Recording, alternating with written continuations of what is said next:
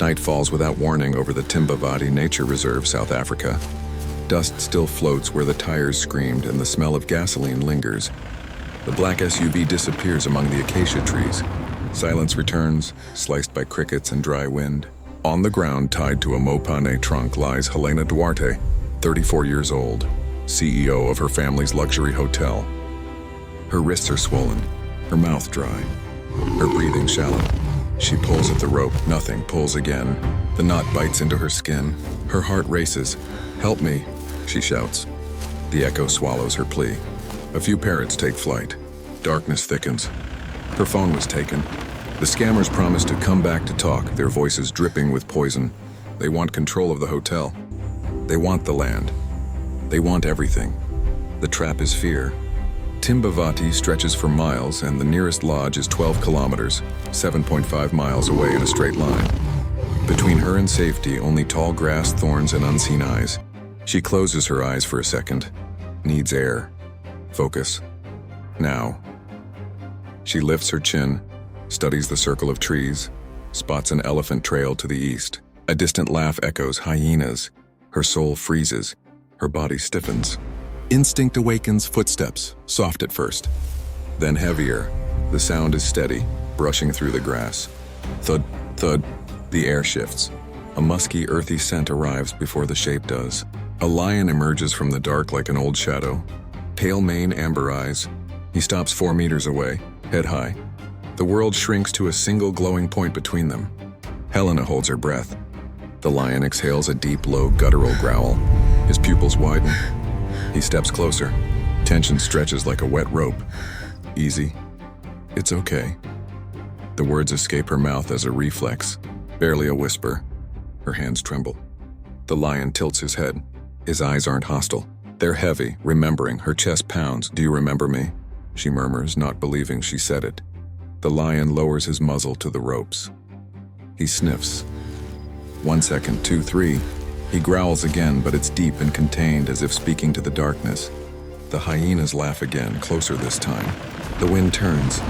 The lion takes another step, and the moonlight catches an old scar on his left paw, pale and uneven like a frozen lightning bolt. The sight burns into her memory. The world spins and drags her into a tunnel of time. Suddenly, a memory from 13 years earlier floods her mind. Helena, age 21, an intern at her father's lodge, found a lion cub trapped in a steel snare. Left paw crushed, dried blood, terrified eyes. She remembers the small, almost human cry, the sound of metal, crack, the smell of antiseptic and dirt. Her father's voice, "We have to help." She remembers herself whispering, "Easy, it's okay." Her hand on the cub's head, mane not yet grown. The cub trembled. First week, fierce resistance, trembling teeth, eyes always watchful. Second week, hesitant acceptance, feeding milk with a syringe, changing bandages, brief moments of trust. Third week, healing like a slow sunrise, still limping but stronger. A local vet guided the process. "We'll check him again in a week," he said. When they took him back to the bush, her heart broke with hope. They opened the cage. The cub hesitated, sniffed her hand, took 3 small steps, looked back once, then ran and vanished. Helena cried into the dust, and now that same lion stands before her. The scar tells the truth. The eyes are older, heavier with the world. The lion leans in, bites the rope gently. Snap, one strand gives way. He steps back, chews the air as if calculating, then returns. His teeth go where no blade could. Pulls once, the rope loosens slightly. Pulls twice, it loosens more. On the third pull, he braces his paws, twists his neck, and rips with raw strength. Snap, the rope breaks. Helena's body collapses to the ground. Thud, dust rises. Her skin burns with freedom. She tries to stand. Blood surges back. The taste of iron fills her mouth. The lion steps back, watching. His head turns toward the hyena's laughter. Eyes glint in the dark. 3 hyenas form a half circle, like crooked soldiers. The lion plants his paws. His chest swells. Roar! The sound explodes, shattering the night. The hyenas hesitate. One lunges from the right. The lion blocks with his paw. Another attacks from the left. He spins and strikes, claws flashing. All 3 charge at once. That's when Helena moves. She grabs a thick branch. Crack! The sound cuts through the chaos. The lion leaps, slams one hyena down with a shoulder hit. Dust swirls. The third retreats. Laughter turns to whimpers. They flee into the dark, silence, only wind, and Helena's heart drumming. The lion stares at her. His eyes aren't knives. They're windows. She exhales, half a smile threatening to form. "Thank you," she whispers. Her fingers touch her neck, feel her pulse. Music. A low, cinematic swell of recognition, as if an invisible orchestra rises in the savannah. Of course, there's no orchestra. Just memory filling in the silence. Her plan forms. Walk to the lodge. It's 12 kilometers, 7.5 miles straight, or 18 kilometers, 11 miles following the Enlaralumi riverbed. The temperature drops. Her body trembles. Her water was in the car. She ties her scarf around her wrist to cover the rope burns. The lion takes 2 steps, stops, doesn't leave. The journey has just begun. First kilometer. Helena walks slowly. Her ankle protests. The lion moves parallel, 5 meters away, fading in and out of the grass like a shadow protector. The grass whispers secrets. She mutters to herself, organizing chaos. Second day, running focus. Stay alive. A branch scratches her arm. Stings. The scent of damp dust rises with the night. 5th kilometer. Her stomach growls. Thirst thickens. Water sounds nearby. The lion moves ahead, disappears for 3 breaths, reappears, looking over his shoulder. A simple gesture, but full of meaning. He leads, she follows. They find a shallow puddle. Helena drinks with cupped hands. Warm, earthy water, but it's life. The lion laps the surface, rough tongue swirling circles. Touch the wind cold on sweaty skin. Hearing. Branches crack, a bush bird sings like an off-key flute. Sight. The moon slides through thin clouds, silvering the lion's back. Smell, crushed grass and warm hide. Taste. Dirt water pretending to be sweet. 10th kilometer. The hum of an engine returns. Distant, predatory. The scammers are searching. She hides, lowering her body. Headlights slice the horizon, then vanish. The lion stays still, a living statue. Hyenas laugh again, closer. Exhaustion glues itself to her body. Second night, temperature plunges. The sky spills stars. Her head throbs. Her knee gives out. She trips and falls, thud. The ground scrapes her skin. Blood trickles. The metallic taste returns. The lion steps closer, sniffs the air, then licks his own injured paw, as if remembering. He sits 1 meter away, standing guard. His ears twitch at every sound. Helena turns on her side. "Easy, it's okay." She says it to herself this time. Her heartbeat slows. She sleeps in fragments of moonlight. Morning. Second day. The sun climbs fast and cruel. The grass shines like blades. Her body is heavy. Her mind sharpens. She stands, pain screaming. Her knee throbs. The lion shakes himself. His mane rustles softly, settling. They move again. Her face burns. Lips crack. Hours blur. 2, 3, 5. The howl of the wind sweeps the plains. Clouds gather too late. The rain smells of dust and hope. 14th kilometer. Dark figures appear on a ridge. 2, then 3. 1 points. Another holds a radio. "There!" Helena freezes, lowers herself. The lion melts into shadow. They descend fast, guns out. Elena runs in zigzags, knees screaming. The lion disappears, then a gunshot. The sound splits the world. Birds explode into flight. The lion appears from the flank, golden lightning. One man trips, drops his weapon. Crack, a branch breaks. Another aims, hesitates, and the lion's roar vaporizes their courage. They run. The third stumbles, crashes against a tree, thud. Curses, panic. They flee like rats exposed to daylight. Helena collapses on a flat rock. Breathes. Waits for the shaking to stop. Her forehead rests on her arm. Her father's voice echoes, and now it's gone 2 years now. "You know Timbavati. Use what you learned." She half smiles. Stands again. The lion steps closer. His eyes make no promises, just presence. Enough. Third night, no fire. Too cold. Her teeth chatter. The lion lies 2 meters away. Doesn't touch. Doesn't cross boundaries. But his warmth radiates like a distant oven, keeping courage alive. The stars flicker. She whispers, laughing softly. "Hey, old friend." The lion blinks slowly. That blink is a bridge. Third day, dawn. The savannah wakes with metallic birds. The sun cuts the chill. Her knee still hurts, but her body no longer listens.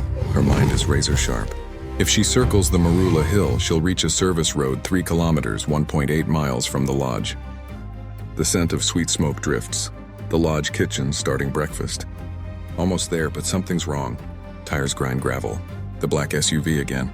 They've tracked her. Adrenaline sands her nerves. Helena decides fast to lure them into the ravine, buy time. She runs down the dry riverbed. The lion follows silent. In the gorge, engine sounds fade. Dust whirls like ghosts. Helena hides behind a thorn bush. The men shout above. Come out, Helena. Let's settle this like adults. Another laughs. No adult carries a gun like that. She grabs a rock. Her hand shakes. The lion disappears above, outlined against the sky. The men spot movement. One fires without aim. The bullet chips stone. Noise screams in her ears. She remembers the cub, her hand on its head, the easy. It's okay. But now it's war. The lion drops 3 meters like a golden phantom. The man with the radio stumbles. His gun falls. Helena kicks it into a hollow. Another man grabs her arm. Pain flashes. She bites. He yells, "Snap!" His sleeve tears. The lion lands between them like a living explosion. No one thinks, they just run. One fires into the air, terrified. They scramble up, vanish into the dust. The silence returns like a friend. Helena bends over and cries. Short, hard, survivor's tears. Then breathes. Wipes her face with dirt. Looks at the lion. 3 steps. Stops 2 meters away. Raises her hand, palm open. Doesn't touch. He sniffs the air between her fingers. His eyes shine wet. Not human, but something happens between 2 living beings who recognize each other. Music, yeah, full recognition, swelling strings only her heart can hear. They walk again. First kilometer of return. Loose stones, short shadows, merciless sun. Second kilometer. A lone elephant crosses far away like a monk in procession. Third kilometer. The lodge's thatched roof appears over the valley. A radio crackles. 2 security guards run toward her. Green uniforms glint. She raises her arms. "Help me!" She shouts again.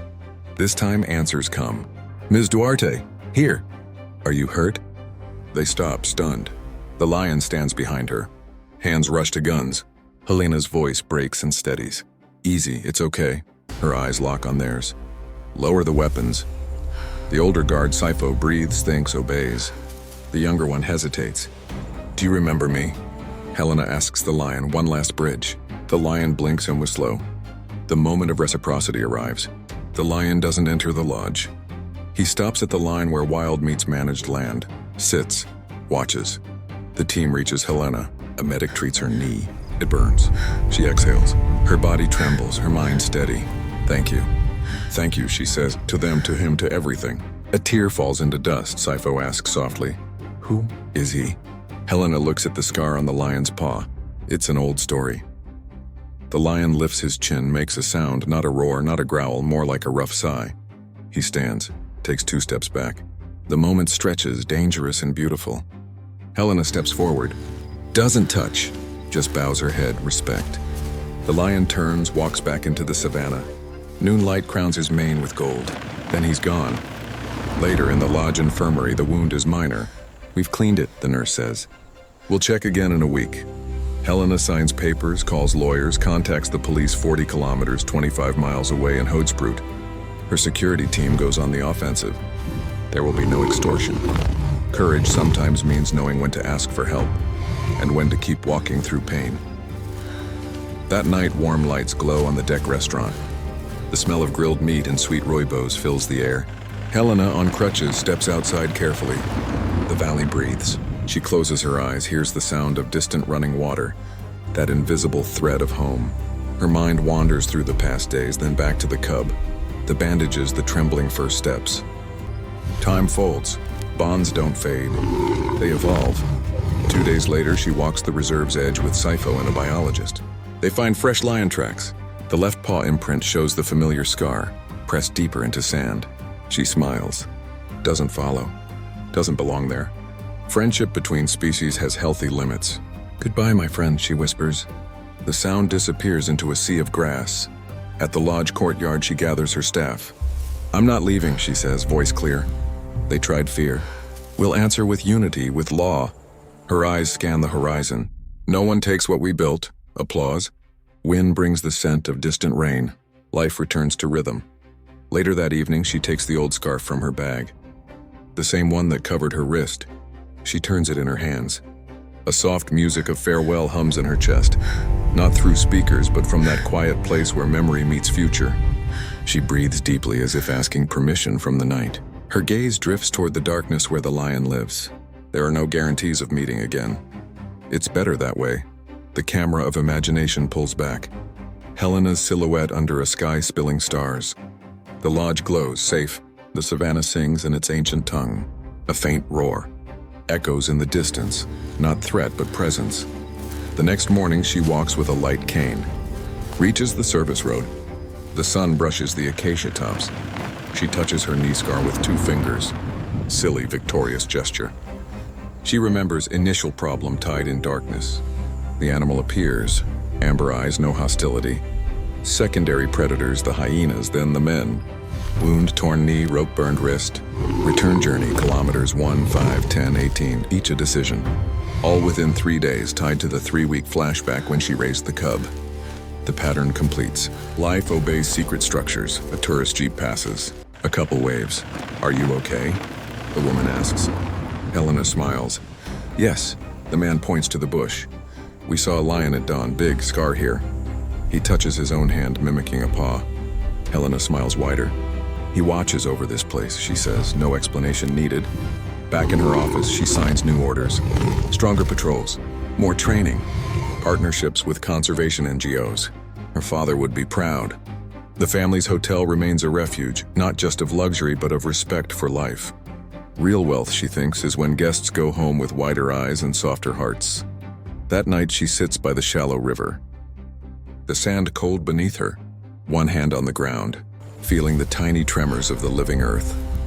The other on her chest. Thank you, she says again, simple and direct, to the wind, to whatever listens. Thank you for everything. Silence answers with a chorus of crickets. The savannah breathes. She smiles. The story closes quietly. The lion is where he belongs, so is she. Fear became a shelter for courage. Gratitude became a language without words, one that all hearts recognize. Moral 1. Kindness never gets lost. It returns by unexpected paths. Moral 2. Courage isn't the absence of fear. It's walking with it through the night. Moral 3. True bonds ask for nothing. They simply recognize each other.